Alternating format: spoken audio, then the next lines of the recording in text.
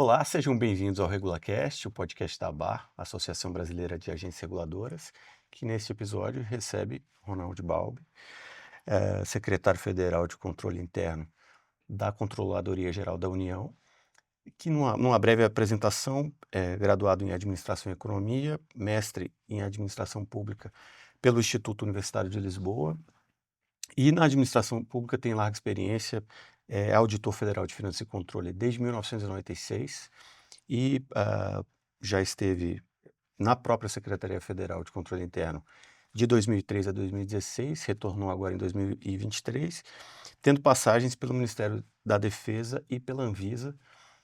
Gostaria de dar as boas-vindas em nome da ABAR e agradecer pela sua disponibilidade de participar aqui hoje com a gente.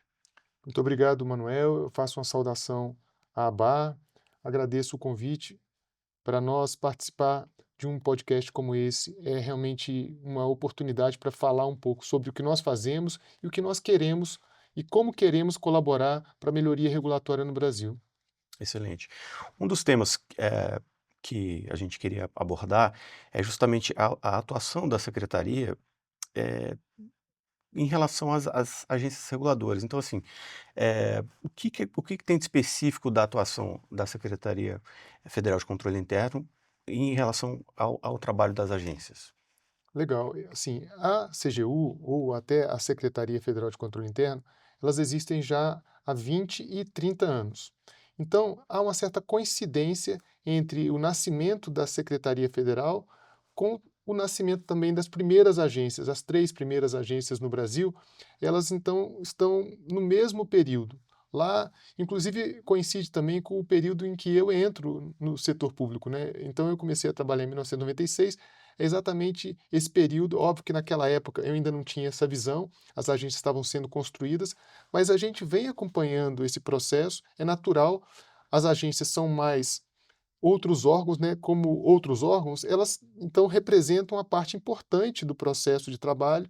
E o que que a CGU, o que que a Secretaria Federal de Controle faz? Nós fazemos avaliação sobre o funcionamento do governo, né, as políticas públicas, os órgãos gestores e até mesmo os administradores. Nesse sentido, que tipo de avaliação nós fazemos? A avaliação do desempenho mesmo desses órgãos e também da conformidade. É inegável que essa relação entre desempenho e conformidade é importante de ser tratada não só nas agências, mas também nos outros órgãos. As, as agências, elas têm essa autonomia técnica, administrativa, decisória. Como que isso impacta? Como que a Secretaria lida com isso para, ao mesmo tempo, equilibrar o respeito a essa autonomia com ah, a busca por ou a avaliação de conformidade e accountability? Então, a gente, assim como outros órgãos, as agências têm essa especificidade. E essa especificidade precisa de ser respeitada por nós. E, nesse sentido, as avaliações que nós fazemos, elas se dão em cima dos critérios, em cima das regras do jogo. Portanto, se uma agência tem essa autonomia, ela precisa de ser respeitada. E esse respeito se dá de que maneira? A gente verifica se ela cumpre as próprias regras, se cumpre as próprias resoluções, as deliberações que ela mesma faz. É lógico que, se houver algum tipo de desvio, algum tipo de evidência de que a coisa não foi tratada de forma razoável, há um aprofundamento e, eventualmente, há uma responsabilização desses gestores, sejam eles gestores de não agência, como de agências também. Então, a gente respeita essa autonomia, uma autonomia inclusive que não é trivial, uma autonomia inclusive que vem sendo cada vez mais necessária. Hoje as agências reclamam muito da dificuldade orçamentária e financeira, a dificuldade de ter autonomia, mas não conseguir gerir essa autonomia de forma mais ampla. Então, o que nós fazemos nessas avaliações é, respeitando essas características, olhando para aquilo que interessa. Como é que se dá a execução, né, a operacionalização do trabalho das agências nesse sentido, sem dúvida, respeitando essas características de autonomia e independência. Isso daria algum exemplo concreto assim de uma intervenção da secretaria que tenha impactado em uma melhora regulatória da qualidade da regulação ou da gestão pública? Olhando para as 11 agências federais, a gente tem diversos trabalhos. Então, ao longo dos últimos anos, dos últimos 10 anos, talvez a gente tenha feito diversos trabalhos, eu poderia destacar alguns. No caso da Agência Nacional de Energia Elétrica, nós fizemos pelo menos 2 trabalhos muito relevantes que geraram impactos positivos. Eu diria o seguinte: quando o trabalho de auditoria, ele faz recomendações e essas recomendações, elas geram economias, então para nós isso é muito satisfatório, porque ao invés de simplesmente fazer uma auditoria e isso virar um papel numa mesa, numa gaveta, quando essa recomendação é transformada num benefício, para nós isso é muito positivo. No caso da agência da ANEEL, como eu mencionei, eu destacaria pelo menos 2 trabalhos. Um trabalho sobre a geração de energia a partir de gás, lá em Manaus. Então, houve uma colaboração a partir de um diagnóstico que nós fizemos. A CGU recomendou e essa recomendação gerou uma economia de quase 1,4 bilhão de reais. Em um outro trabalho, já em Minas Gerais, na usina Risoleta Neves, que foi afetada pela, pelo desastre de Mariana, esse trabalho, então, identificou que, apesar da usina já não estar mais funcionando, tendo em vista o desastre, ela continuava sendo remunerada. E essa remuneração foi questionada por nós, e aí sim esse contrato foi reequilibrado para que esse valor pudesse sim não ser pago novamente, já que não se justificava o pagamento por algo que não estava sendo cumprido. Algo, tudo bem, é algo que poderia ser pensado até eventualmente na justiça, mas no caso a auditoria identificou isso. E eu destacaria um outro exemplo de uma outra agência mais recente, foi a Agência Nacional de Águas e Saneamento. Nesse caso, a CGU colaborou por meio de uma consultoria em que nós identificamos de que forma que a agência poderia criar uma regulamentação sobre a governança de todo o processo de articulação da ANA com as agências subnacionais. Então, a CGU colaborou e essa colaboração gerou uma nova norma, né, a NR 04, e essa norma ela tem sido utilizada pela ANA para poder fazer a gestão de toda a relação dela com as agências subnacionais, o que é também mais um resultado bastante positivo. Outro tema que interessa muito às agências reguladoras é o Programa de Aprimoramento da Qualidade da Regulação Brasileira, conhecido como QualiReg. Inclusive a ABAR atuou no início, lá, enfim, 2018, 2019, para indicar algumas agências no piloto, né, do programa. Então, eu queria que o senhor explicasse um pouquinho, assim, para quem não é do meio, os não iniciados, o que que é o QualiReg, quais são os objetivos, o que diferencia o QualiReg das abordagens mais tradicionais, digamos, de controle. Esse programa, ele foi uma iniciativa da CGU que nasceu ali por volta de 2017, 18, e foi um programa em que a CGU aproveitou um pouco o espírito daquele tempo ali. Foi um momento em que já havia dentro do governo federal uma iniciativa de aprimoramento do processo das agências, tanto que naquela data ali foi criado então um guia de referência para melhoria regulatória, estabelecendo quais são então as características de uma boa prática regulatória, tanto no que diz respeito à criação de agendas, agendas regulatórias, como a avaliação de impacto regulatório.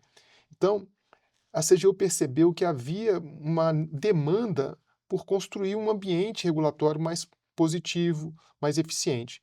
Então, ao criar esse programa, a gente percebeu que era importante não só parar o programa no nível federal, e esse programa se deu, obviamente, em cima das agências federais num primeiro momento, e o programa funcionava mais ou menos assim: ao estabelecer uma referência, né, um índice de maturidade regulatória dentro das agências. E aí nós percebemos que era importante fazer uma ampliação disso, já que não só no governo federal, mas nos governos estaduais e municipais também existem agências. E aí a cooperação, a colaboração, a parceria com a ABAR foi fundamental, porque a ABAR, por ter uma rede contendo todas as agências no país, era uma boa referência para nós, para poder convencer as agências subnacionais a aderirem ao programa.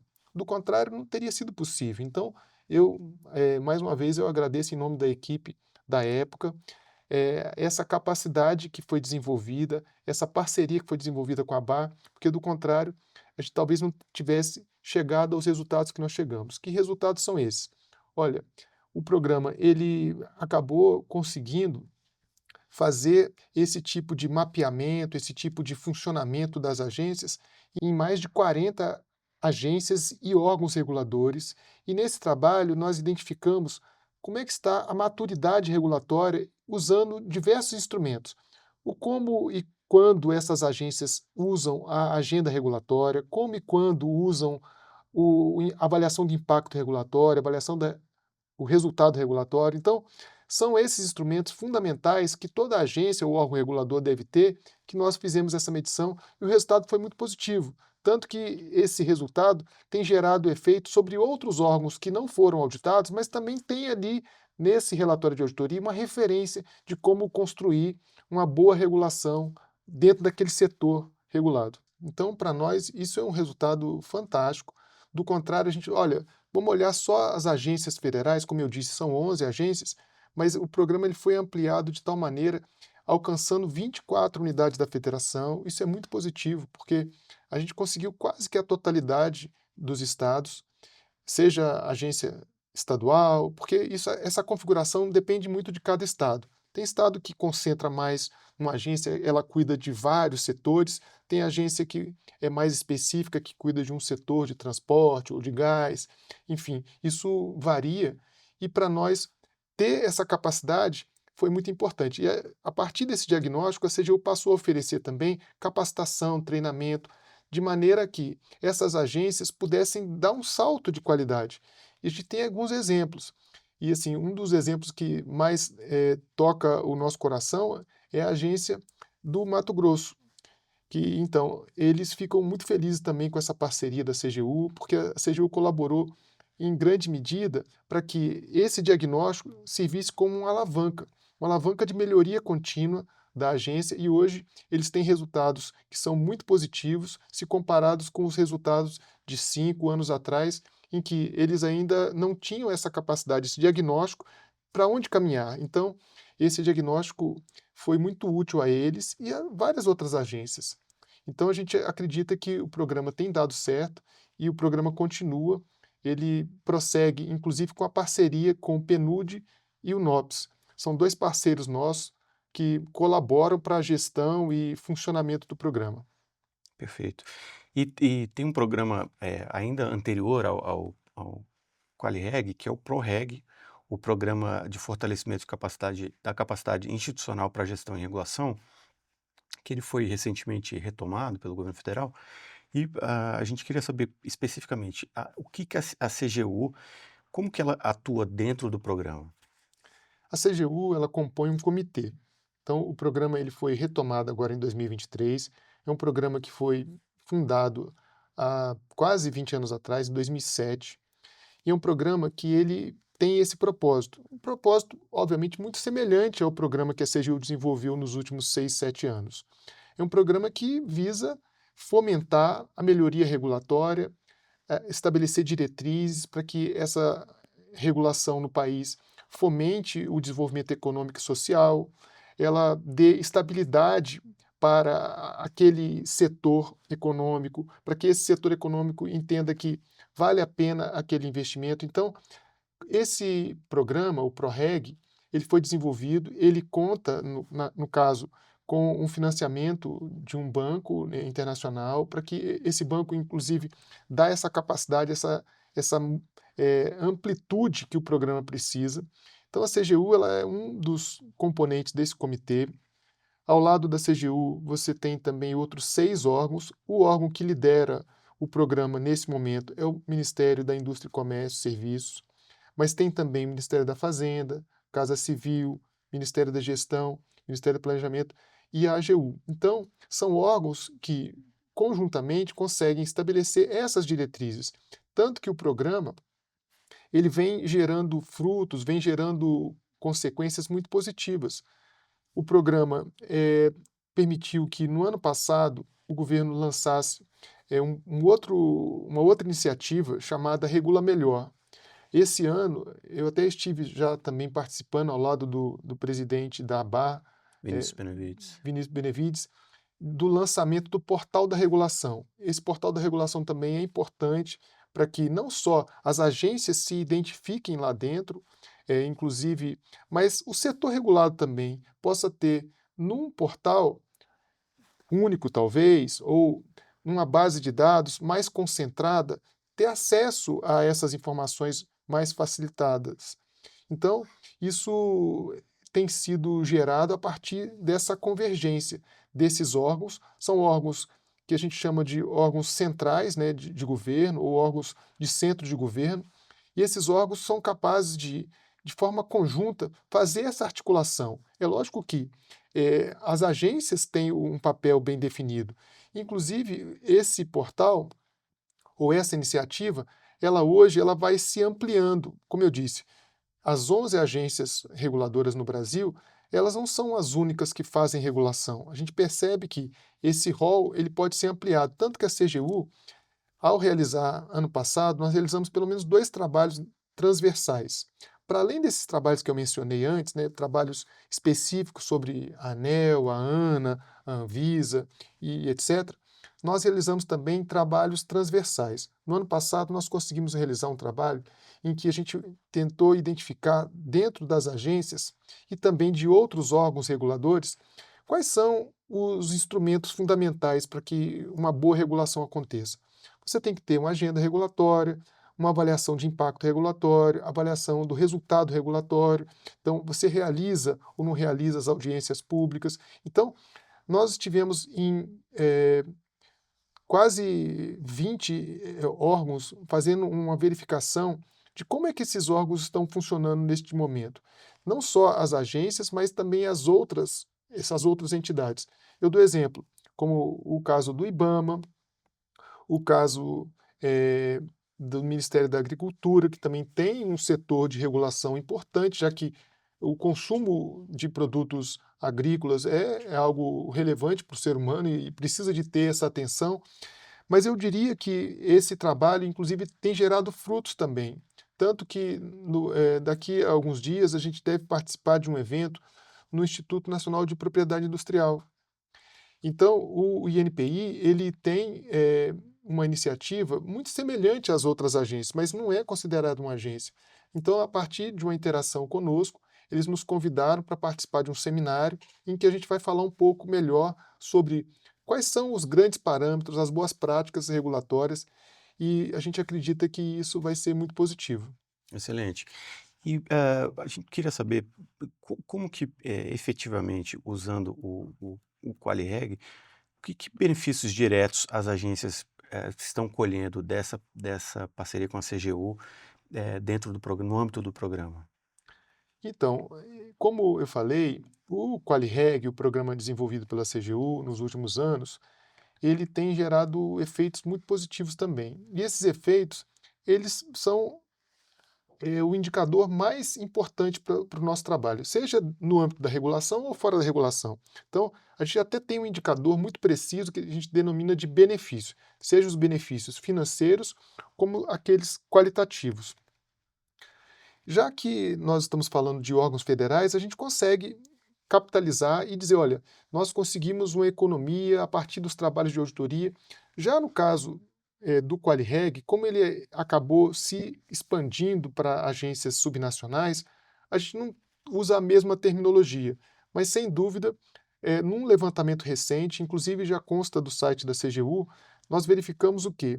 Que mais de 380 resultados, mais de 380 benefícios, melhorias dos processos de trabalho aconteceram ao longo dos últimos anos, a partir da identificação, do diagnóstico, é um autodiagnóstico, a partir de 10 parâmetros, governança, a realização de audiências, o financiamento daquela agência. Então, são vários parâmetros em que a agência ela faz uma autoavaliação e, a partir desse diagnóstico, ela caminha na direção que espera ter mais eficiência.